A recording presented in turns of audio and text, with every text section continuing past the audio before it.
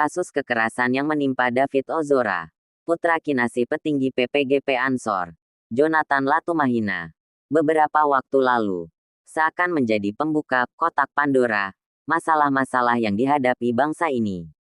Kekerasan yang terjadi itu merupakan satu hal, sementara kasus yang mengiringi peristiwa itu merupakan hal lain yang juga tak kalah penting ditelisik. Dengan kata lain, publik sedang menyaksikan satu orkestra dengan satu alat musik yang berhubungan dengan alat musik yang lain. Peristiwa yang terjadi itu, di satu pihak, menghentak publik kita. Apalagi video kekerasan itu disarai ke berbagai grup. Sementara di pihak lain, publik tak kalah terhenyak. Ternyata pelaku kekerasan itu datang dari sebuah keluarga elit di negeri ini. Keluarga pelaku telah meminta maaf kepada korban dan, tentu, kepada publik. Aparat penegak hukum terus bergerak menyelesaikan kasus ini hingga tuntas.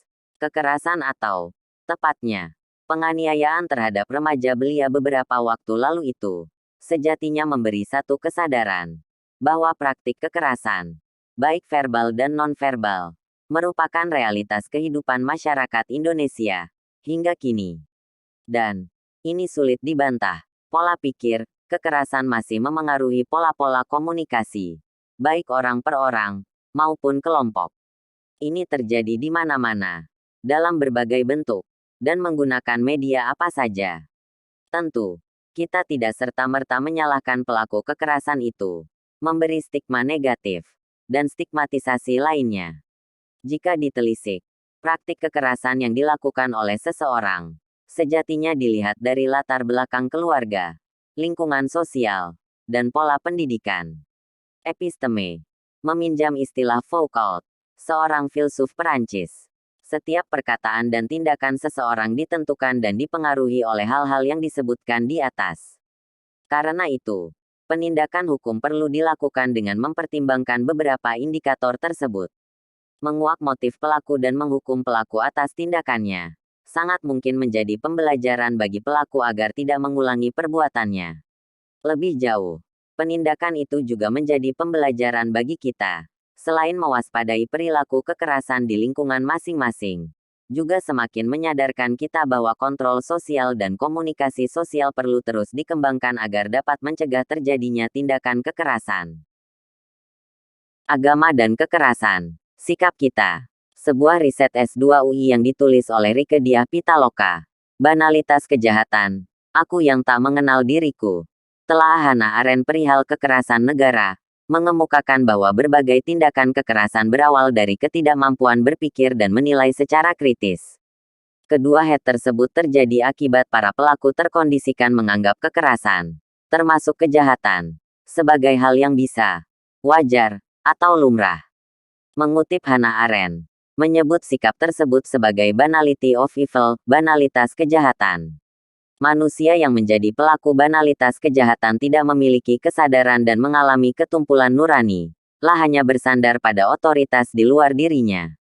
Hal ini menyebabkan manusia yang bersangkutan tak lagi mampu membedakan antara yang benar dengan yang salah, yang baik dengan yang jahat, yang indah dengan yang buruk. Selanjutnya ia akan menganggap kekerasan dan kejahatan sebagai hal yang biasa. Tanpa paksaan ia akan terlibat banalitas kejahatan. Sikap banal bukan sesuatu yang otonom, namun memiliki keterkaitan dengan modernitas, kekuasaan, dan kekerasan negara. Fenomena banalitas kejahatan menunjukkan adanya interaksi antara aktor pelaku dan sistem. Sistem yang tidak menerapkan aksi komunikatif dalam kekuasaan membuat pikiran masyarakat menjadi dangkal. Sementara itu, dalam diri aktor juga ada disposisi yang membuat sistem dapat diberlakukan. Dengan demikian, banalitas kejahatan lahir karena di satu pihak sistem politik yang berjalan mengkondisikan masyarakat untuk mengadaptasi kekerasan. Di lain pihak pada masyarakat sudah ada disposisi terhadap kekerasan. Dalam dua bentuk masyarakat yang muncul akibat modernitas, yaitu masyarakat apatis yang apolitis dan masyarakat pragmatis yang cenderung enggan memikul tanggung jawab sebagai warga negara.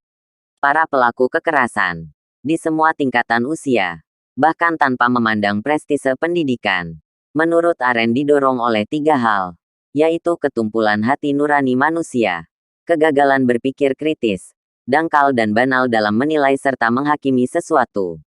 Dan yang paling penting, di atas semua itu, kekerasan adalah puncak dari kegagalan dalam melakukan dialog dengan dirinya sendiri secara berkelanjutan dan telaten. Maka, apa yang dipertontonkan pelaku tindak kekerasan seolah-olah apa yang telah dilakukannya sebagai sesuatu yang wajar. Pelaku memperlihatkan wajah yang seakan-akan tidak berdosa. Padahal tindak kekerasan, apapun itu bentuknya, sejatinya telah menodai martabat kemanusiaan universal. Bahkan, agama Islam memberikan penegasan tentang akibat lebih jauh dari tindakan kekerasan, apalagi jika mengakibatkan nyawa melayang. Barang siapa yang membunuh seorang manusia, bukan karena orang itu membunuh orang lain, atau bukan karena membuat kerusakan di muka bumi, maka seakan-akan dia telah membunuh manusia seluruhnya. Dan barang siapa yang memelihara kehidupan seorang manusia, maka seolah-olah dia telah memelihara kehidupan manusia semuanya. QS Al-Maidah pukul 5.32.